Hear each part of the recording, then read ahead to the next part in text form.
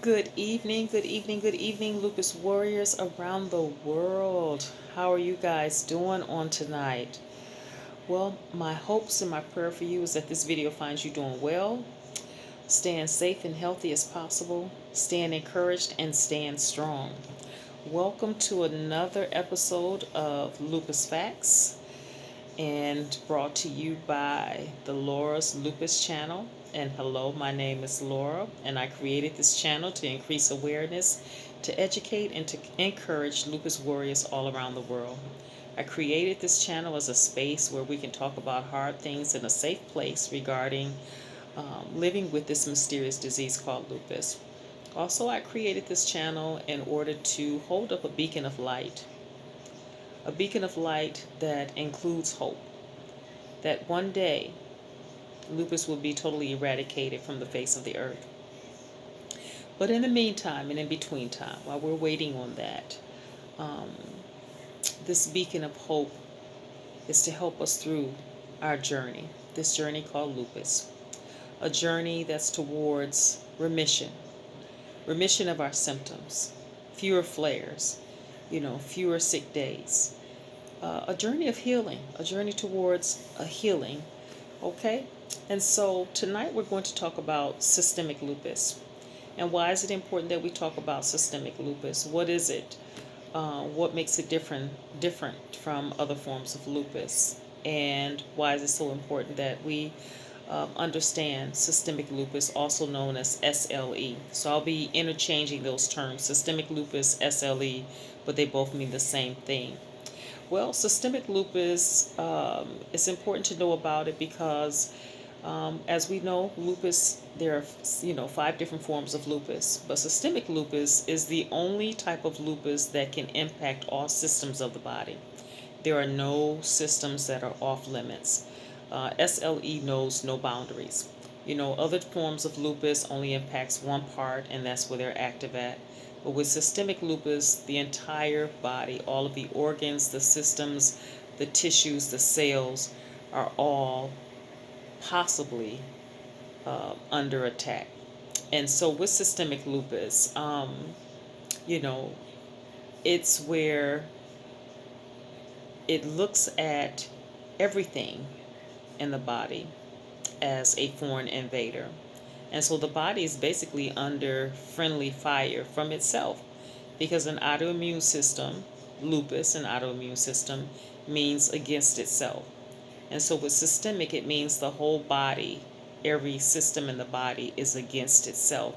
And so one thing about systemic lupus is that once it impacts a particular system, it has a memory. Our cells have a memory. Lupus has a memory.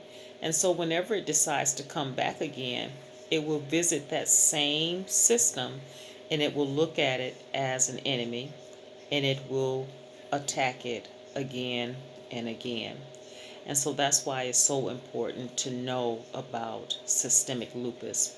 And so what are the 9 systems that systemic lupus can attack?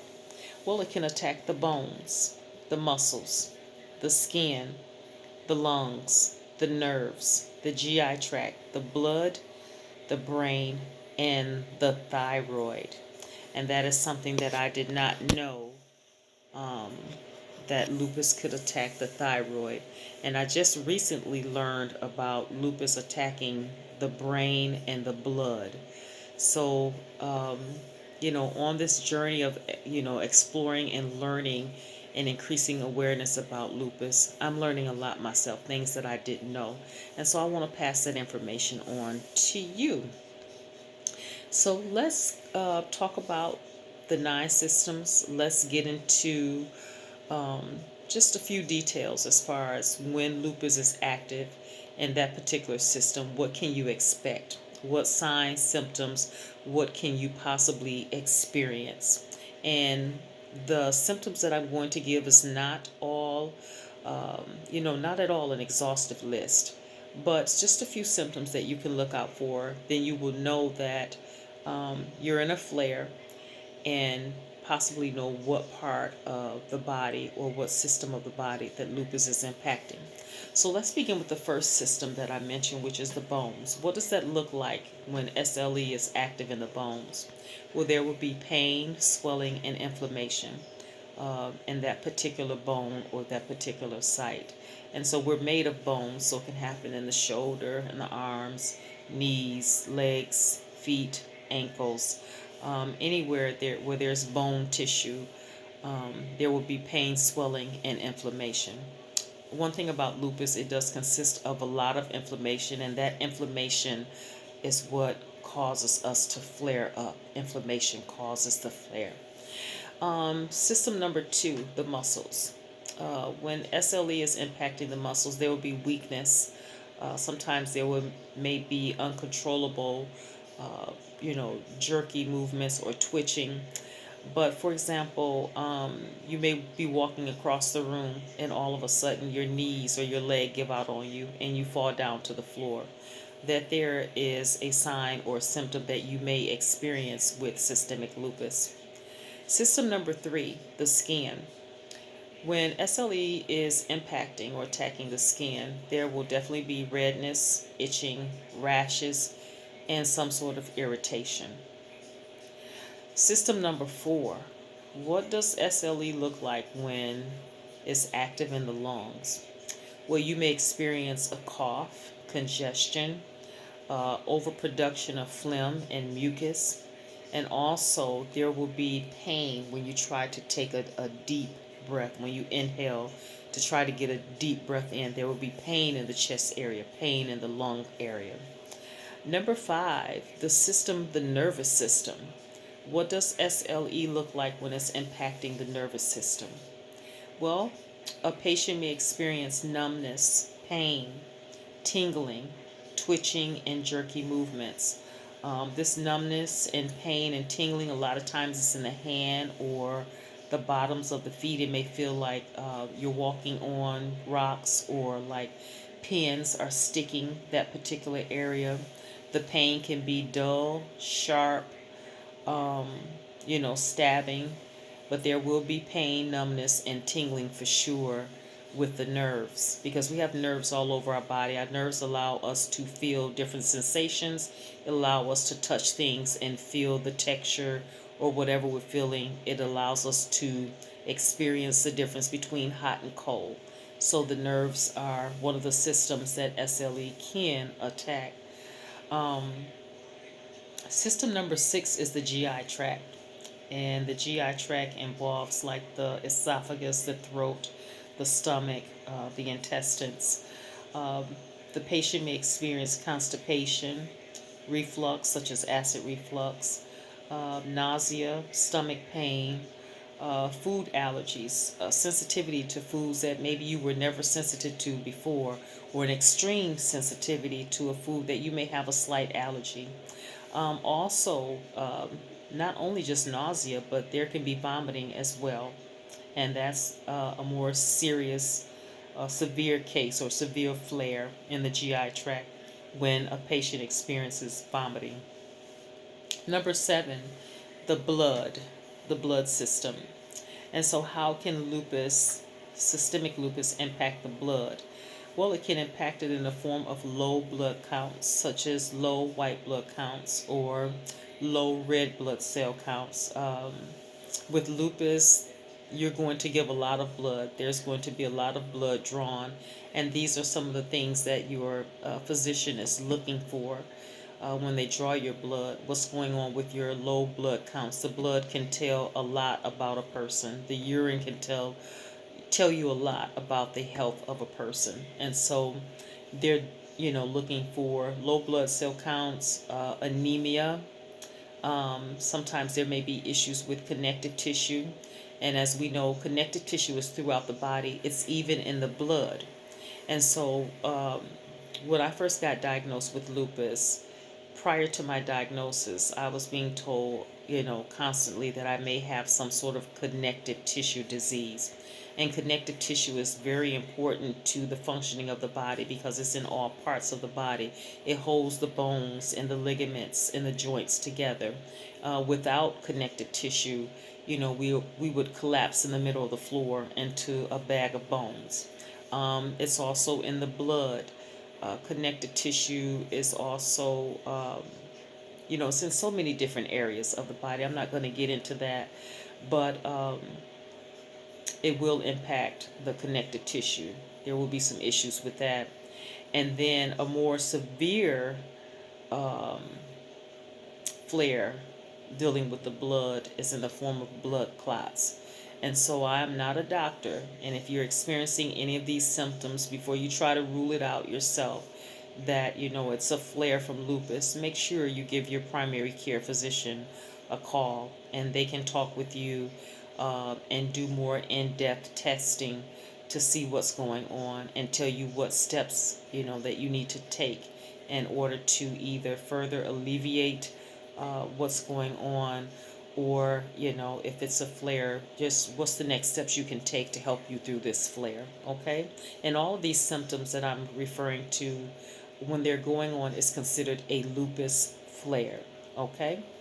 Number 8, the brain system. Okay, how does SLE impact, or how do you know that lupus is active in your brain? Well, you may experience headaches, vision issues, dizziness, light sensitivity, brain fog, depression and anxiety, and a more severe flare in the brain will be in the form of having a seizure. Okay, so that is how SLE shows up in the brain. And the last system that it can impact is the thyroid system. And the thyroid sits right here in the neck. It's a small system, but it's very mighty because it controls the heartbeat, the blood pressure. It controls the releasing of stimulating hormones to stimulate other hormones in the body. And so it's small, but it's very, very important. And so when SLE is active and impacting the thyroid, a person can feel anxious or depressed, experience hair loss, a rapid heartbeat.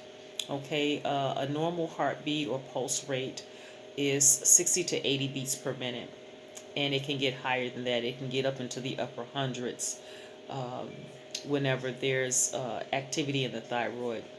There will also be like an irregular heartbeat where it feels like the heart is fluttering or skipping a beat. That's a symptom right there. Also, there will be weight gain or weight loss. There will be brain fog, possibly, fatigue, problems with sleeping, such as insomnia, or problems falling asleep or staying asleep.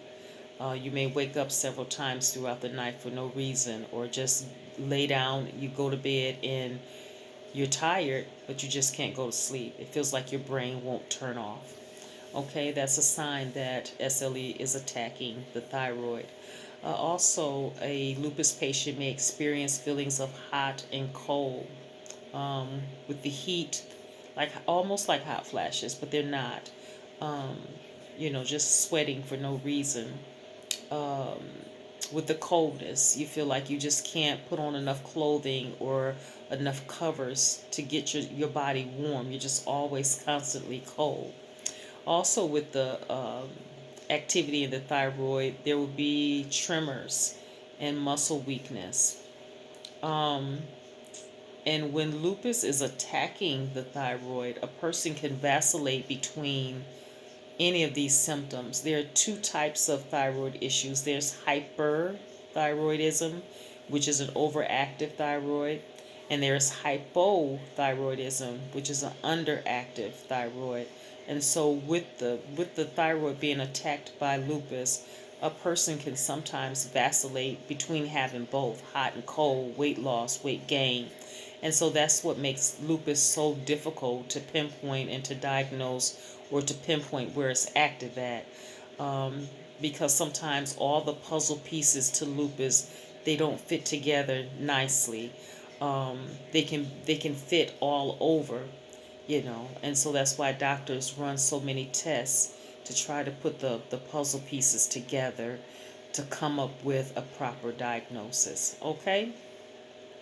And so that's all I have for you tonight regarding systemic lupus. Um, as I always say, my friend, there is life after lupus.